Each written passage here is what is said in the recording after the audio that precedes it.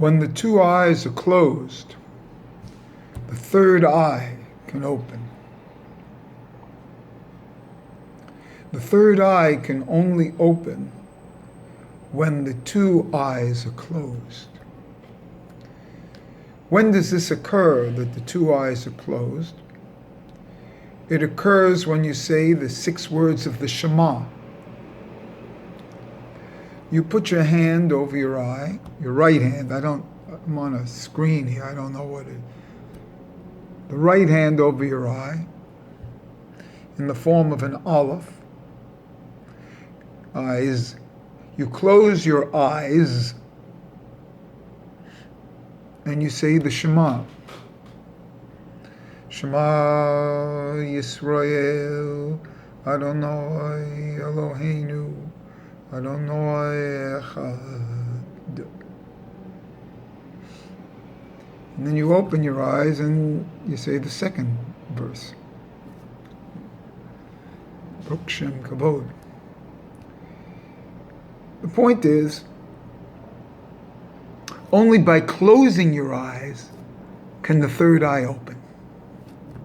And also, what is the Shema? The Shema is not about eyes and seeing. That's why you close your eyes. It's about hearing. It's the auditory experience. And I've been mistaken with the visual experience because, in Judaism, you have to be an eyewitness. And also, eyes come from Chokmah and the Atzilut world, and hearing comes from Bina and the Bria world, and so theoretically, Atzilut is higher. But there it's only higher coming down. From Keter, it comes down to Chokmah. But going back up, it goes from Bina. The 50th gate of Keter is from Bina, which is represented here in the saying of the Shema, because there are 25 letters in the first verse and 24 in the second, and the Aleph that you make with your hand is the 50th gate.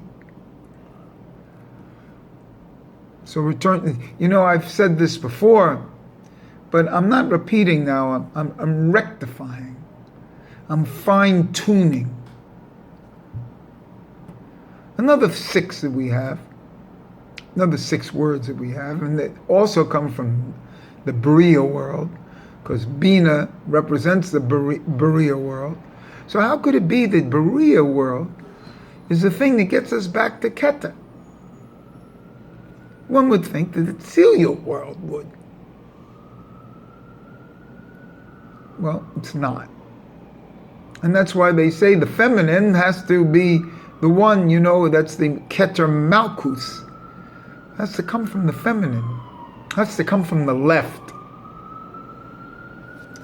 But how we start the entire opus of the Torah is with Bereshis, created 6. And the Shema is from this Bria world, the created world, and it's 6 words. And so the Shema is found in Bereshis. And not only that, but this auditory thing, which is brought down by, I think it's David HaKohen, the Nazir and friend of Rabbi Kook.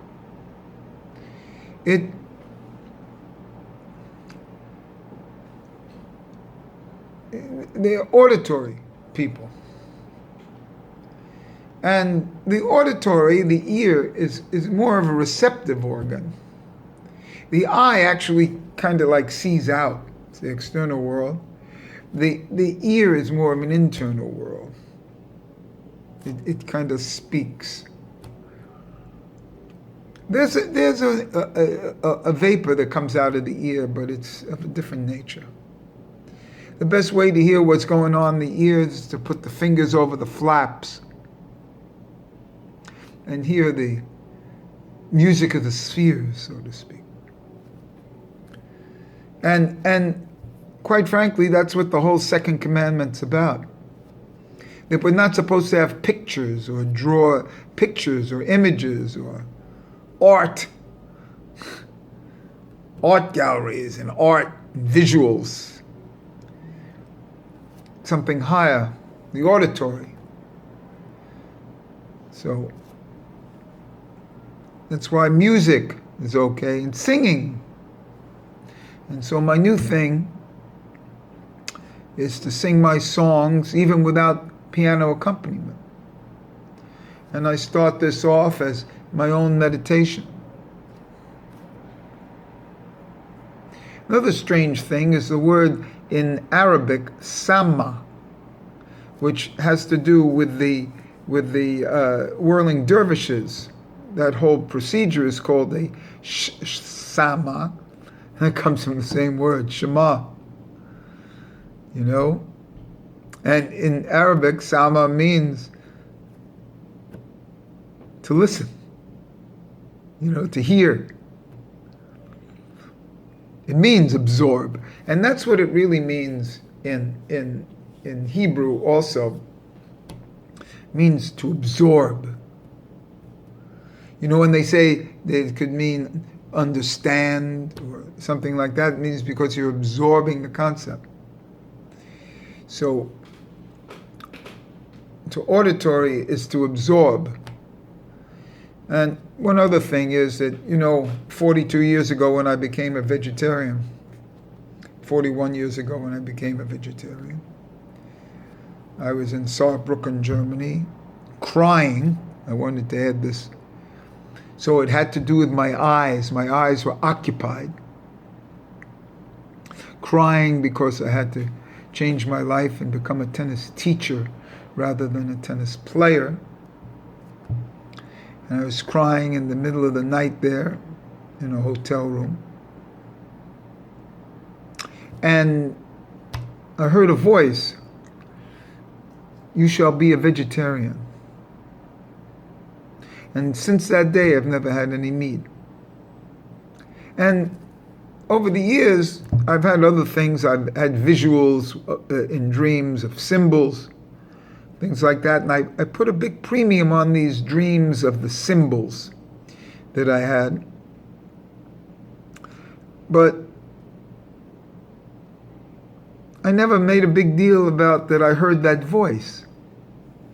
I just said I heard the voice, I became a vegetarian, but I've always put the big deal on my symbols, my Aleph Samaks and stuff like that.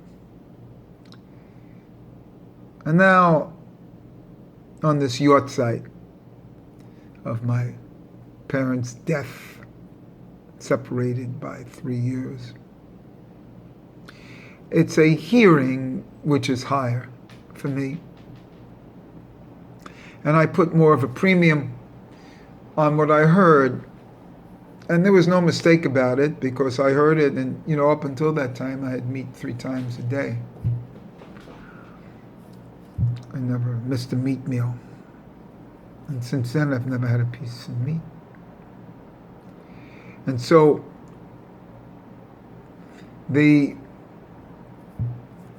auditory was a thing, and because my eyes were occupied and had tears, so maybe like a third eye opened. This third eye is obviously a tefillin of the head, which is between the eyes, ben enecha, between your eyes. And on the tefillin there's 2 shins, a 3-prong and a 4-prong shin. But the 2 shins itself mean shesh, 6, which again relates to the Shema. And this third eye that opens with the eyes closed has a direct relationship to the third ear as the dalet in the back of the head. and to da'as in general.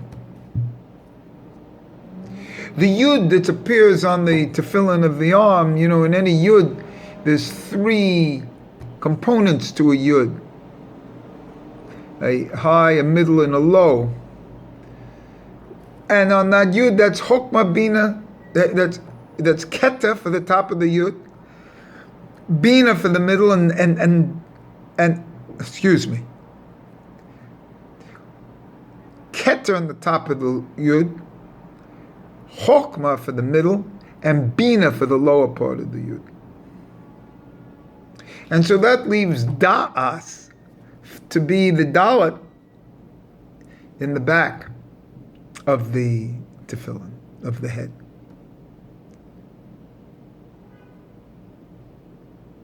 And as I've said in the previous video, this yud from the arm tefillin, the knot there, and the dalet of the back makes yad, which is the third yad ramah, the third hand.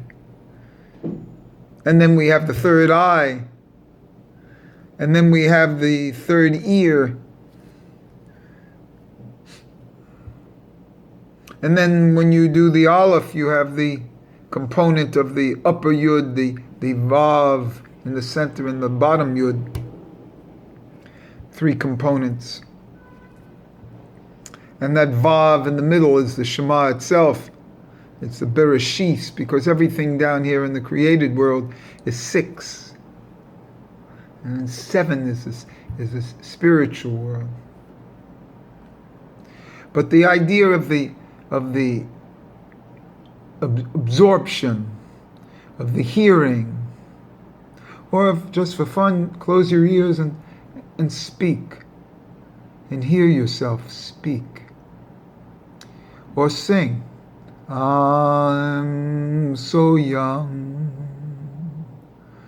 when it comes to loving. And I've seen today when I was singing that my songs that have piano accompaniment for all this time, because I've thought that they've had that Western instrument piano accompaniment, when I sing them, the words change. And the melody changes slightly. And I'm a singer rather than a singer with piano. And that hits a different dimension of absorption, of hearing, of listening. And that's the Jewish dimension. The Jew is the Shema. He's not an eyewitness to anything. That comes from the Talmud. At his root, he's a listener to the voice of God. It's always speaking to him. But because of deficiencies in ourselves, we can't believe it. We can't believe we're being spoken to. And this is now the jumping off point for me. This is where I'm going from now on. In this type of auditory experience. Listening. And in the few minutes I was sitting here before this in meditation, I saw that the third eye can only open. I saw. The third eye can only, and I heard, the third eye can only open when the 2 eyes are closed or crying. This thing. Or maybe meditating on a candle. Or maybe staring at a Zen wall. But they have to be kind of like occupied, not squirting around. So we'll close them for the Shema and we'll listen to what's being said and spoken to us.